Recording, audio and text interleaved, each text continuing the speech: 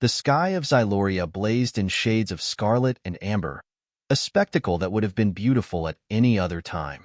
But for Princess Zara Novastorm, those colors only meant one thing: the end of everything she loved.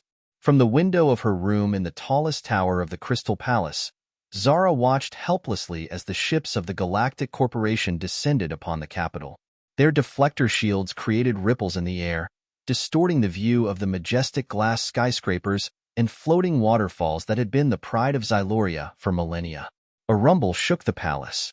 Zara staggered, clutching the windowsill. The planetary defense system had fallen. How was it possible? It was supposed to be impenetrable, designed by the best engineers in the galaxy. Princess! The voice of Kayla, her personal guardian, echoed through the door. We must leave now. Zara took one last look at her room. The holo portraits of her family flickered, distorted by the nearby explosions. Her gaze lingered on the image of her parents, the late kings. I'm sorry, she whispered, before turning to the door. Kayla, a blue-skinned Syrian warrior with 4 arms, awaited her in the hallway. Without a word, she led Zara through a labyrinth of secret corridors. The shouts and explosions grew louder with each step. What is happening, Kayla? Zara asked, struggling to keep up. Treason, my lady, Kayla replied, her completely black eyes gleaming with restrained fury. The Grand Duke Vex has sold Xyloria to the Galactic Corporation. Zara felt as if she had been punched in the stomach. My uncle? But why? There was no time for answers. They reached a hidden hangar where a small escape ship awaited them. Kayla pushed Zara inside. You must live, princess, Kayla said, activating the ship's controls. For Xyloria. Before Zara could protest, the hatch closed. The ship took off, traversing an underground tunnel that led beyond the city's limits. Zara watched in horror as her home became an increasingly small, enveloped in flames and smoke. The ship emerged into space, revealing the true extent of the invasion. Dozens of Galactic Corporation battlecruisers surrounded the planet. Zara activated the autopilot, programming a random course away from Xyloria. She barely had time to breathe when the ship's alarm blared. 3 combat cruisers appeared on the radar, approaching rapidly. Zara cursed. Her small ship didn't stand a chance. Suddenly, a transmission crackled over the radio. Royal vessel, this is Captain Rex of the Stardust Runner. Looks like you need help, Your Highness. Interested in a clandestine ride? Zara hesitated. Aligning with smugglers went against everything she had been taught. But the alternative was death or capture. I accept your offer, Captain, Zara replied, swallowing her pride. And I might have a business proposal that will interest you.